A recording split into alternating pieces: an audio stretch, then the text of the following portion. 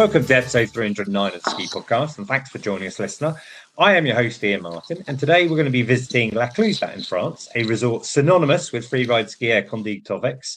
He brought out his own skis, and we're going to look at the design process behind that range. Plus, we're going to Verbier to find out what it's like to be the first woman to work on the ski patrol there.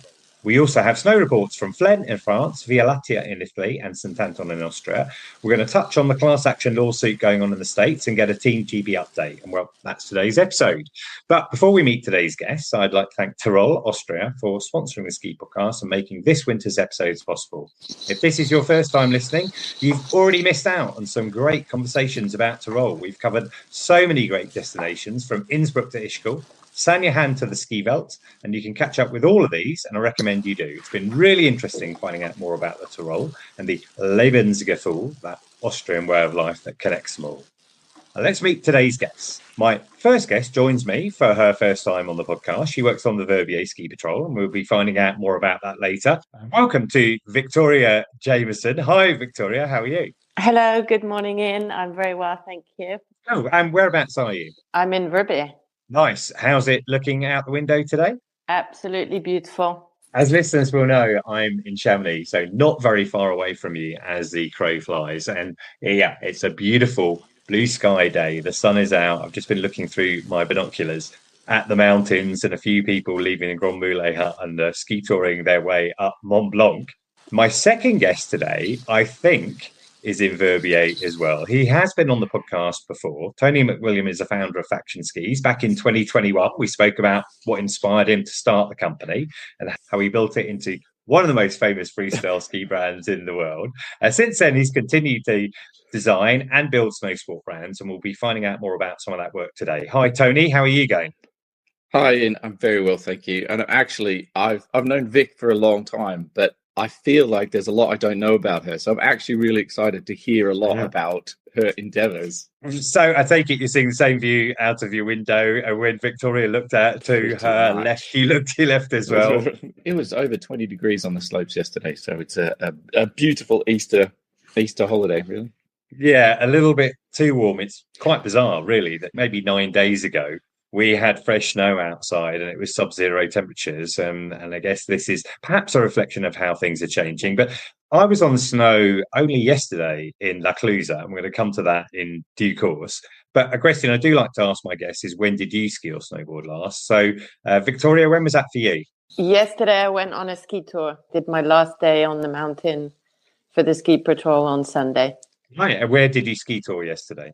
I was over behind Les Diablerets and skiing down to the Gstaad direction. It was fun. How was the snow? It's a little warm. It's beautiful, but slightly warm for the season. It was fun. I also started a ski touring yesterday in Clusaz on one of the closed areas of Piste over towards Manigot.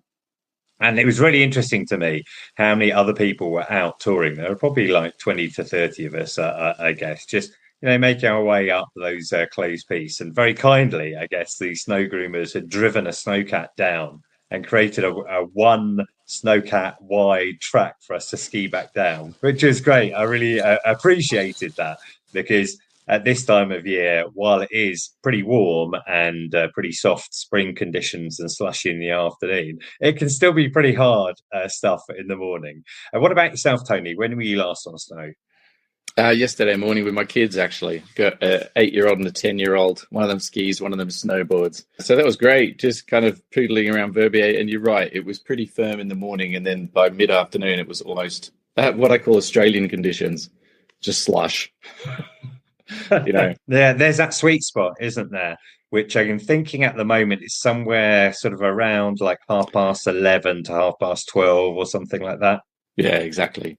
But I mean, the piste here is still pretty good. You can still ski down into town. Well, on the Verbier side, the Savelaire side, not so much. But cool. Well, I'm actually interested to hear that, because I think next week I'm hoping to come over to Verbier and just sample, what's left of the snow over there before the season comes to a close. And there certainly is skiing around. We have a few snow reports from some of our regular contributors. We've got Simon Burgess, who's been out in Flaine. James from Sauze Online is in the Via Lattea, and Andy Butterworth from Kaluma Ski is in St Anton. Hi Iain, it's Simon here reporting from Flaine in the Grand Massive, and what a difference a couple of days can make. The Easter period in Flaine, like it normally does, has absolutely delivered, with us arriving in resort to kind of 50-60 centimetres of fresh snow last week and some epic powder turns, but that has soon disappeared, and I'm just currently stood on a red run called Faust, which overlooks the resort, and I'm looking across to my accommodation on a hill that was only a couple days ago covered in snow, and all I can see is green grass and trees. Now, that's actually okay. We don't expect powder turns all the time at Easter, and the last few days in Flaine has been absolutely beautiful. The weather is stunning. The ice in the morning before 10 is hard, but that soon softens up and it becomes a really nice skiing environment until about 1 o'clock in the afternoon, after which it is full on spring slush, and those conditions can also be enjoyed. It's worth noting that Marion closed earlier this week, with skiing possible down to 1100 metres there, and the villages of Samois and Lech are soon to join on April the 12th. The latest area open in the Grand Massive will of course be Flaine, and I hope that 50-60 centimetres of snow that was delivered at the start of last week is enough to keep this season rolling on, because the last few days, as I say, have been really enjoyable. Anyway, a shout out to anyone back in the UK, and also anyone who is chasing those last minute turns before the summer comes, and I'll probably be back next season with another snow report, so you'll hear from me then. Hi Iain. Hi Iain. James and Sinead here from Sauze Online, reporting from the Via Lattea. It's the last week of the season here, so the lifts close on Sunday the 12th of April in all the Italian resorts. The French resort of Montgenèvre is still open after that for another week and closes on the 18th of April. Yeah, we've got fantastic conditions across all the resorts. We are experiencing typical spring conditions though at the moment, with temperatures in double digits, even nudging 20 degrees on the mountain yesterday, which is in stark contrast to the conditions that we had last week. We had sub-zero temperatures, and in fact they were still spraying snow in Sauze and also Santicario, which is the first time I've known them spray snow in March. But it certainly helped keep those lower slopes skiable, which is fantastic. And we're really enjoying our final week here in the Via Lattea with sunny, lovely skiing. Yeah, it's certainly warm. You certainly need your factor 50 on. But as Sinead said earlier, Montgenèvre is still open for another week, so we've got another week skiing to be had. So in summary, it's been a fantastic winter season over here in the Via Lattea. Thanks Iain so much for having us as regular contributors to the Ski Podcast, and we look forward to seeing you again next winter. Or indeed seeing you at the snow show in October. Cheers Iain. Thanks Iain, cheers, bye. Hi everyone, Andy over in St Anton with probably the last snow report of the season, but what an exciting snow report it is. Happy Easter to all you snow bunnies out there, and let me summarise the last couple of weeks. Since the middle of February, when it last gave the biggest dump everyone can remember of fresh snow over in the Alps, which caused lots of closures and quite a bit of turmoil and trouble, the temperatures changed quite dramatically. So it went really, really warm at the end of February and going into March. By the middle of March, it was summer-like conditions. Certainly spring had sprung very, very early. The flowers were coming out, the birds were chirping, everyone's blaming global warming. Snow was disappearing very, very quickly. The season was as good as over. And then very quickly, how things can change when the snow gods delivered another huge dump in the last week of March. This wasn't just a great dump, it was an epic dump of soft, fluffy, champagne powder snow. Everyone was back out on the piste. Everyone was skiing waist-deep powder. Everyone had their touring equipment buckled back up again, strapped back on, and hunting out the best snow. But you didn't have to hunt far. The piste weren't as prepared as they always usually are, because there was so much snow. We're talking waist-deep snow just off the sides of the piste, even on some of the piste. It was soft, fluffy, fresh. It was beautiful, beautiful snow. Speaking to lots of the locals and to some of the guides, and it's some of the best snow people can remember skiing in years and years. That was followed by a second big dump, which again kept everybody smiling, and it has definitely stretched out the end of this season, certainly in the Arlberg region. So after probably a week of some of the best snow that many of us have skied ever, temperatures are changing again. It's going warm again. It's going very much like spring. So Easter Sunday feels like spring has sprung again. But the amount of snow that's fallen, it's pushed it at the top way over 2 meters again. Even all the snow down into resort, the piste are in fantastic condition. They've been moving the snow around to keep everything looking pristine and white. And once again, Easter delivers a massive dump. I always say the best time to ski is Easter, going into April, because the conditions are at their absolute prime. If you've never done your Easter skiing, you really should come and do your Easter skiing. It's cold at nights and warm during the days. It's quiet. The pistes are in fantastic condition. The ski touring season is definitely back on. And what a great end to a lovely, lovely season it's been. Cheers, guys. And we hope to see you all on the slopes very soon. In terms of news, there's been an interesting development on the collective passes story in the States, where a class action lawsuit has been filed against Vail Resorts, who offer the Epic Pass, and Alterra, who offer the Icon Pass. The argument is that those two companies are effectively compelling people to buy their season passes by bumping up the cost of their day passes. Now, I don't propose to cover this in detail today. We might look at it in a future episode. I'm not 100% convinced that argument is going to stand up in court. There is an excellent analysis by Stuart Winchester from the Storm Skiing podcast. I'll put a link to that in the show notes. Just moving on to Team GB. Even though there were 2 medals at the Winter Olympics, I know GB Snowsport were disappointed overall. And that's perhaps underlined by the fact that Kirsty, Muir, Charlotte Banks and Zoe Atkin all won their overall crystal globes in ski slopestyle, snowboard cross and ski halfpipe respectively. And what that does show is unbelievable strength and depth that this team has. They've had over 50 podiums across the season. So it was a good Olympics, an exciting Olympics, but those 4th places, I think, possibly hurt overall. Now, regular listeners will know I'm currently based in Chamonix, and one of the great things about being based in the Alps for a while is a chance to visit other resorts as well. I mentioned Verbier, and since we've been here, I've also been to the 3 Valleys. I've skied Saint-Gervais, Les Contamines, and this week I visited La Clusaz. And I had a great time skiing around the resort and met up with local resident and co-founder of the ski podcast, Jim Duncombe, while I was there. I asked him about the ski area and what he likes about it. It's very exciting to be sitting here in La Clusaz with Jim Duncombe, co-founder of the ski podcast, and we've just had a brilliant day's skiing. You showed me around like a proper ski guide. You shared a lot of thoughts with me about La Clusaz. I wondered if you could, I mean, you've lived here for 7 years now, I think. What do you like about La Clusaz? What do you think in terms of the ski area and the big advantages? So, interestingly, when I first arrived, we talked about it. I did seasons in Courchevel, Les Arcs and Tignes, right? It's 3 of the biggest ski areas in the world. And I looked at this piste map and I was like, I'm not sure this is really going to match up for what I want. But genuinely, after 7 years, this is like the best. I love skiing. It's incredible. Cool, and you told me that you're doing very well. You're getting in like around 100 days a year, so you're getting on the slopes. Some of my employers might be listening. Yeah, I'm sure you do all the hours. So you're getting on the slopes a lot. And you have friends coming out as well. And I think La Clusaz ticks a lot of boxes in terms of the skiing it offers. Oh, 100%. So my friends are coming next week.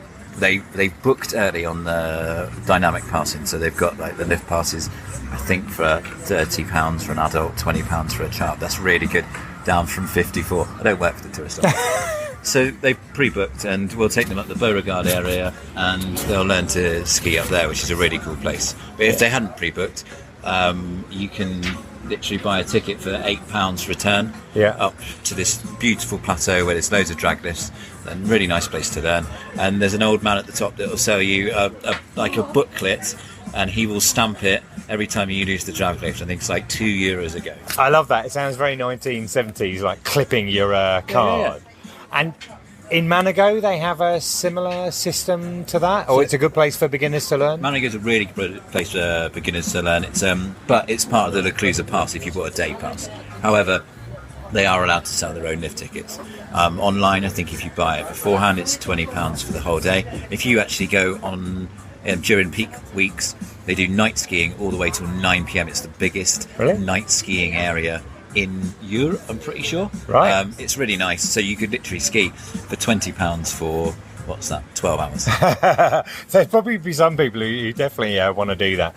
And so that's for the beginners and like lower intermediates. But earlier we skied the famous Candide Thovex piste, and possibly we saw him on the slope. Hard to identify people. It's like a skiing, it's like a swimming with dolphins moment. Yeah, exactly. You've got that whole Balme area up there, which is much more suited for advanced skiers as part of that La Clusaz offering as well. Yeah. I mean, the Balme area is, I genuinely think, for me personally, as a fairly competent skier, and you as well, I would say that the pistes are almost pointless up there. Like, it's just such a big, wide, safe free ride zone that you can pretty much on most days of the year go along any track you choose any line you want to ski, and you will have a really good experience. That's brilliant, Jim. Thanks very much. Now, I have been to La Clusaz before, but not for at least a decade. I was particularly keen to go and try their new black run, named after hometown hero Candide Thovex. On the off chance, listener, that you have not heard of Candide before, I'm going to suggest you pause the podcast now, go to the show notes and have a look at one of his videos. But I warn you, when I was researching this, I went to his YouTube channel, and about 45 minutes later, I came out. There's just like so much amazing content on there. Now, Candide has said that Balme, which is the free ride area in La Clusaz, has taught him everything and shaped his skiing. So I was really keen to try it.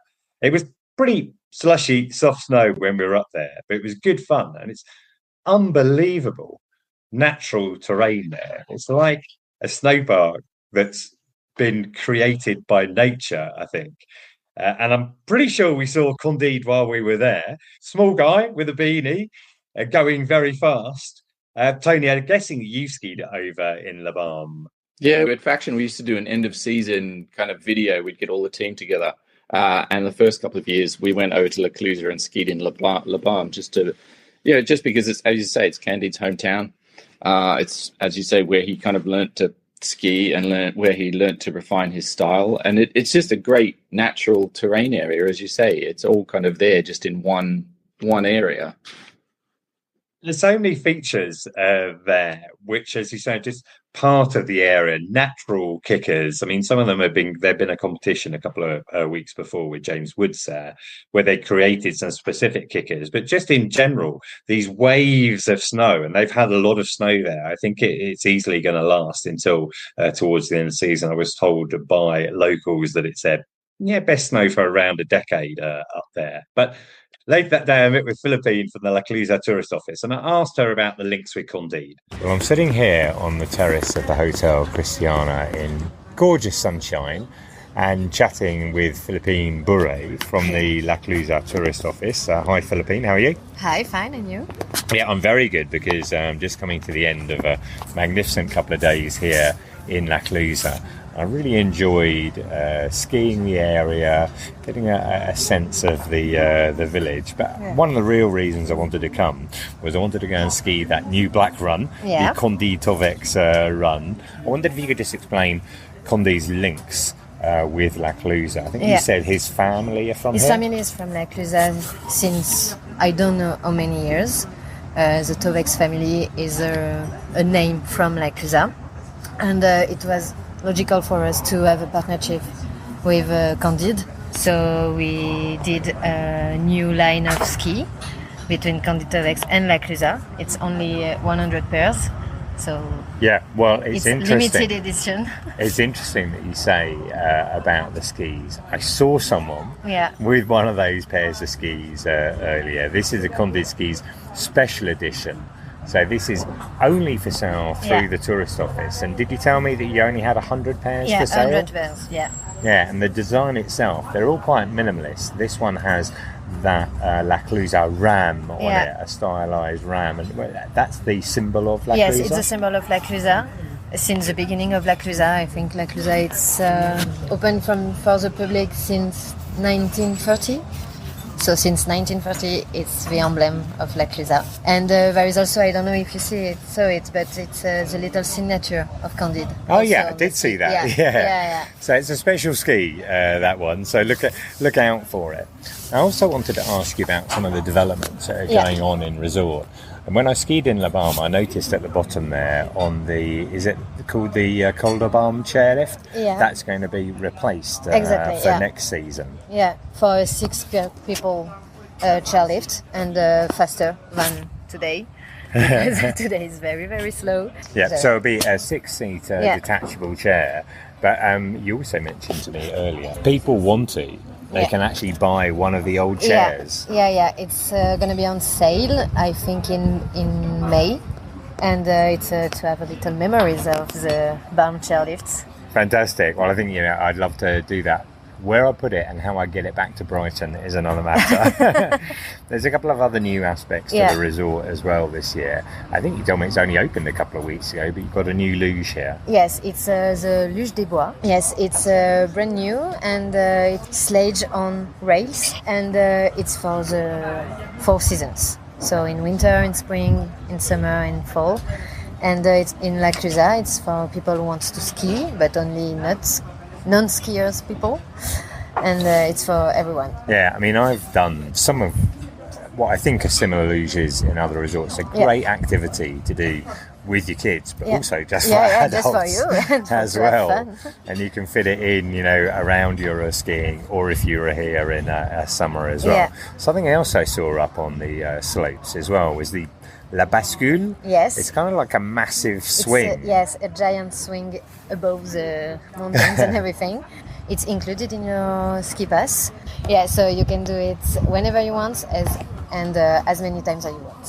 Cool. Okay. I must admit I didn't have enough time to do it this time, so maybe on my next trip. That's fantastic. Really interesting development. Thanks again for inviting me here to La Clusaz. I've really enjoyed it. Yeah, thank you. So that was really interesting to hear what La Clusaz are doing in respect of the resort and developing some of the lifts there.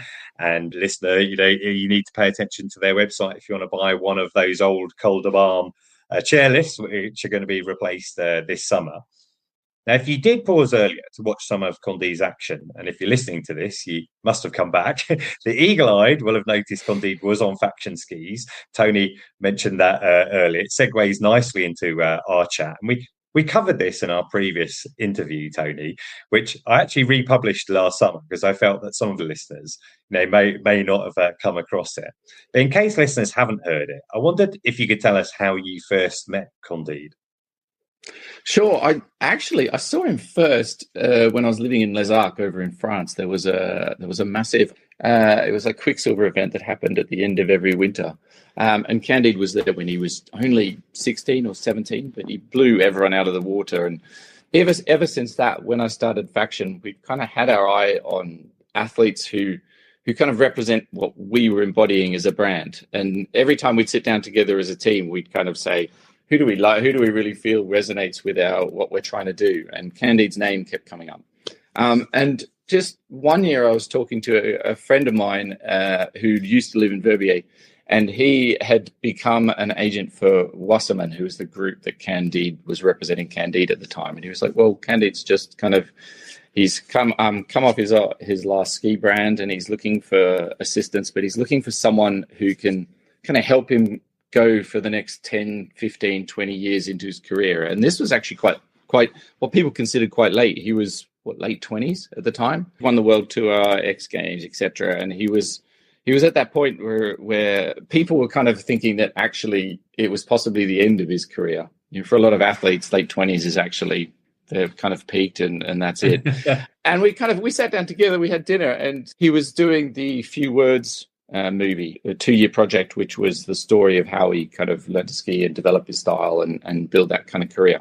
And it was just a really interesting time for us as a brand because we were growing and starting to get international reputation. And he was looking for someone to kind of come aboard and actually look at how he could develop his own range of products. And we worked quite closely together on that. That was about 2010. So it's actually turned into quite a long partnership. Absolutely. His videos are incredible. And I guess it's hard to tell whether you know if something's going to go viral. Famously, he'll ski practically anything. He must have trashed a lot of skis. Did that hurt when you see him destroying your skis? You know what? So when he did the Ski the World with, and if you look up that on YouTube, that's great as well. So that's with Audi. He kept calling us up every couple of weeks going, I need more skis. I need more skis. And we're like, what? He must be trashing skis. And we ended up sending him, I think it was 27 pairs of skis it was about 6 to 12 months that he did that project. And at the end of the project, we sat down. I was like, so how many skis did you actually go through? And he's like, one. Like, what? One pair. He doesn't trash skis. He skis really lightly and really delicately. And even though you see him skiing overall, like Lattea in Teen, in that last video that he posted, he skis very lightly and he does not trash a lot of skis. I think he just likes the security of knowing that they're there. But, he skied down the Great Wall of China. I mean, that must have ruined them. Yeah, he literally used one pair of skis in that entire thing. When just watching those videos, it strikes me that he just must have an unbelievable core. He must be so strong. Yeah, definitely. I was up at his place last summer, the summer before, and the amount of training he does is phenomenal. Like any athlete, if you're at that level now, it's not what it used to be 15, 20 years ago when we'd all meet in the pub the night before a competition or something like that. It's actually... people are pretty serious now. Well, I can't claim to have ever been at that level. But, since Faction, you've worked on several brands, but you've always kept in contact with Candide. And did that first start when you worked with him on an outerwear brand? Yeah, so just before I left Faction in end of 2017, Candide had left Quicksilver and was looking to start exploring the opportunities to do his own brand. So I helped design the outerwear line that we put together.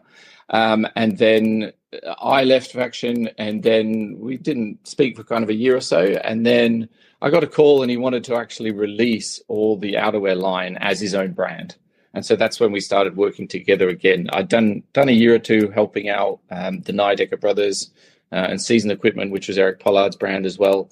And so when Candide called me, it was kind of an opportunity to kind of complete that circle. At that point, we launched the outerwear line, and then we started working on design for his own ski line. And that took about 18 months to 2 years to develop before we released it to the public. The development of any product is a good 18 months to 24 months. Just the time it takes to design the product from scratch, go through the manufacturing process, prototype, sample. And then what happens is we turn into salesman samples, which go to the market. And then it's a year or 8 to 10 months between when retailers order the product for when it actually comes into store. So it's quite a long development process. We don't just get up one day and go, hey, let's make some skis and put it straight to the market. Well, anyone who's listened to our equipment episodes with Alan Morgan will know about that really long lead time. He's testing products years before they come to market. I guess there's two elements to a ski. There's the construction, and then there's the actual design of the top sheet and the base as well. Just thinking about his new range of skis, that design is very minimalist. I wonder what the thinking was behind that and how that collaborative process with Candide worked. It's actually quite a funny process because I used to do all the graphics for Faction as well as the physical design. I've got a product design background and a graphic design background. So I do both. And with Candide, he wanted some ideas. So I just came up with 50, 60 different ideas for graphic styles that you could use on the top sheet. And in the end, he kind of sat on them for a couple of weeks and threw them all out the window and went, no, I just want Candide skis. That's it. And even a really simplistic kind of base motif, which is just die-cut PTEX. And that's it. And actually, the funny thing is, when you're in a lift queue or something, people see these skis which have next to nothing on them, and they actually seem to be more intrigued by that than something with a really, dominant graphic on it, which is hilarious. For sure, and you mentioned the dyed PTEX on the bases. I kind of figured that that's the most striking element of the design, and someone who's using Candide skis is going to be often viewed from below, perhaps. Anyway, they're going to make them stand out. I did notice the limited edition La Clusaz 101 ski that has a little bit more design to it. I mentioned it in my interview with Philippine. Was a special element for him. Yeah, so that was backwards and forwards with the tourist office, and they were looking at ways to incorporate some of the iconography from Le Clusaz into the ski, but again, like Candide, in a very subtle way.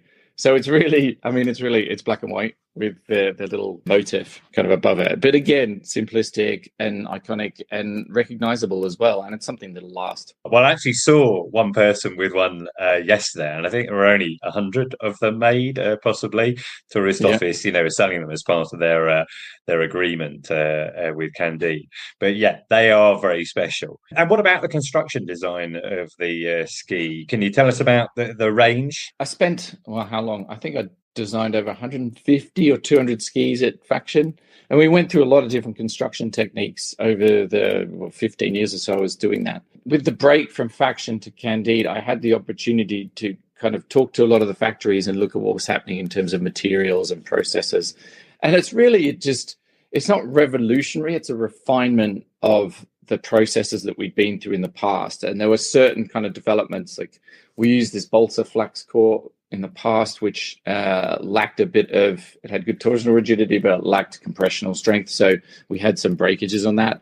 And actually we ended up using this mix of paulownia and poplar, which are a damp, two kind of a lively wood and a damp wood together, which just smooths out everything in terms of ride and feel.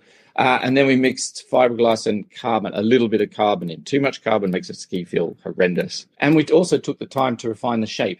A lot of the time when you're working with athletes, they don't really know anything about engineering or construction. They just know what they feel. So you're spending a lot of time interpreting the feedback they're giving you in abstract ways. Like, I landed a little bit backwards and I never land backwards. What does that mean? I translate that into what that means in terms of refining the flex pattern and working with the factory to ensure that it ends up being what the athlete wants and what the athlete feels comfortable skiing on. So it's quite a process. Yeah. It's a fascinating process being involved in that element of the production design. I know you working on many projects. What is next for you? Do you have other projects coming up? I kind of have a sense as well that you do a lot of business mentoring. Is that right? I do. I mentor quite a few kind of smaller brands everywhere, really. US, North America, Europe, Australasia as well, and helping them understand the path that they can follow to actually you grow their business over time, because it's quite challenging understanding what's happening globally. But right now I'm running Forward, so Forward Outdoor, which is a apparel brand, which I originally started the idea for just before I left Faction. And then I've kind of taken that over a few years after leaving that, and that's my focus right now. So for the next few years, so forwardoutdoor.co. That's really interesting, Tony. Hopefully that has helped listeners get a little bit of an understanding as to the process that you would go through for creating a new line of skis and some of the thoughts that go into it. If it's okay with you, I'm going to turn to Victoria now, because I think there's a clear segue from Faction's origins in Verbier to her work there today. Now, regular listeners might recall my interview with Angelika Kaufmann in episode 270. I spoke to her about her job blasting avalanches in Lech. In that interview, we focused on just one part of the job. But today, I'm really excited to speak to Victoria about her role in the Verbier Ski Patrol. I wondered, is it possible to give listeners a sense for what a normal day's work looks like? Sure. So a normal day would be a day when it hasn't snowed or it hasn't been windy. And so we'll go up in the morning and meet at Runette, which is at 2,300 meters. There'll be a meeting in the morning, drinking coffee. Maybe there's a cake. Maybe there's some croissants. And we'll discuss what needs to be done. Sorry, what sort of time is this that you're all congregating? So we start at 7:15 in the morning. Cool. And so you're looking at the day ahead and the different incidents or tasks that you've got to tackle. But I wondered if we could just take you back a little bit. I think I'm right in saying that you were the first woman to join the Verbier Ski Patrol. When was that? I was in 2008. So when you first joined, you were the only woman on the team and the only Brit. And we're talking about almost 20 years ago. I wondered if you experienced any or much opposition or what we might call sexism in relation to that? I wouldn't say it was super easy at the start. It was definitely, I was going into a team of I think at that time there were 29 men and I was one woman. And not only the only foreign person, I think that all the others came from the Val d'Aban, which is where Verbier is. So I was definitely different. I would have to say I was very lucky that I did have a few friends from climbing and mountaineering that were on the team that I knew. That made things easier, but there were definitely a few people that were really not happy to have, I think more than being a foreigner, which was maybe not great, I think it was, there was definitely a few people that weren't really happy to have a woman on the team at that time. Well, evidently 20 years later, almost 20 years later, you've proved them wrong. And I think did a little bit of research. I was reading that there was a particular incident that happened quite near to where I am right now that started your journey as a ski patroller. I wondered if you would be happy to tell us about that. Yeah, so I was doing a lot of mountaineering. Well, I still love doing mountaineering. And it was 2003, and we were doing the Traversée des Aiguilles de Chamonix. So it's a 2-day, well, some people do it in 1 day, but it's a 2-day traverse of all the aiguilles of Chamonix, which you're probably looking at right now. And on the first day, it was in 2003, the summer of 2003 was one of the first years that we had that huge heat wave. I had rappelled down and my friend was down climbing and a huge block fell off and crushed his leg and he had to get helied off. And at that time I was just like, wow, I'm doing all this mountaineering and I don't really know what to do in terms of first aid. So it wasn't that I was necessarily looking to become ski patrol, but I really wanted to learn first aid and what to do in emergency situations in the mountains. And so I did that course in 2003, maybe that fall. And then a couple of years later, I got asked to work in Verbier. So, sorry, what course did you do? Because you make it sound very straightforward, and I'm sure it's not. So basically, there's 3 courses over a period of a few years, because not only you have to do the courses, but you need to have a certain amount of experience working before you can do the next course. Yeah, so the first course is it's a 2-week course where it's mostly it's focused on medical and snow, and you have an entry test. So you have a ski test. You have to, make sure that you can ski. And then there's a test with the sledge so that they make sure that you can ski down the mountain with the sledge. And then once you pass that test, then you go into this 2-week course where the first week is really concentrated on medical and the second week is really concentrated on everything around avalanche and snow. And then from that, then you have to work a whole year or 2 years, I don't remember. And then you go on to the second course, which is called the B. And that is all concentrated around avalanching and bombing. And that's where you get your bombing permit, basically. I love that concept, to be given a bombing permit. When I spoke to Angelika, that does sound quite, thrilling to me. I mean, evidently there's danger to it as well. But what you're doing is you're making the area safe. In fact, it might be interesting to talk about that. I mean, this winter we've had several really intense snowfalls with huge accumulations over short periods of time. And I think many listeners, they'll have heard blasting. And they'll have probably perhaps waited, frustrated, waiting for the lifts to open. I thought it might be useful if you could explain why that delay is so important. First of all, I mean, there's all this, we go up in the morning and then we have to discuss, because there's it's because of the wind, how much it snowed, et cetera, et cetera.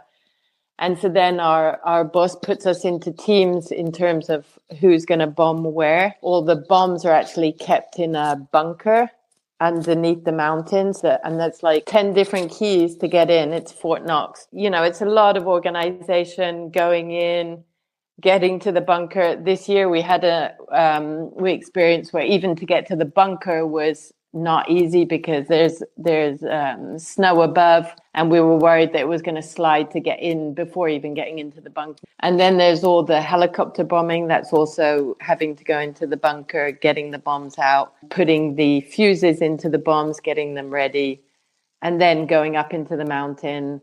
Because a lot of it, I don't think people know. Some of it is obviously done by helicopter when it's good weather, but a lot of it's done by foot or by skis. So, I mean, that obviously takes time. The bombs that you're talking about, what kind of size and format are they? I think, most people kind of imagine a stick of dynamite, but it's not quite like that, right? It's 1.5 kilos are the bombs that we throw by hand. And it's actually nitroglycerine, like a paste. Yeah, so it's like a big sausage, a 1.5 kilo sausage that we then put 2 fuses into. And then we light the fuses and then we throw them. The fuses are 1.5 minutes before it explodes. Okay, I mean, I love that echo in the morning after a heavy snowfall when you hear the blasting going on. But I think it's quite interesting to bring that down to the individuals who are doing it. Thinking about someone, because you've gone up there, the lift system isn't open, but it must have been open to get you to the top of the slopes or get you into the right zones to be able to throw these bombs in the right places.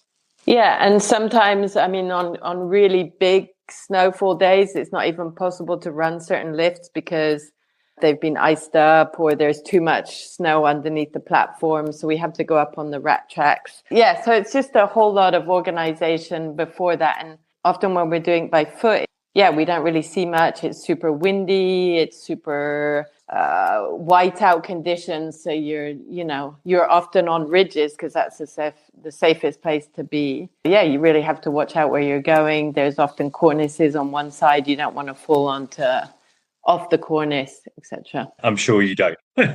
What about the helicopter then? Do you sometimes go up in that? And is that a different skill, or is it that's just like dropping it over the side, is it? So they use 2.5 kilo Thovex, it's called, which is actually funny, talking about Candide.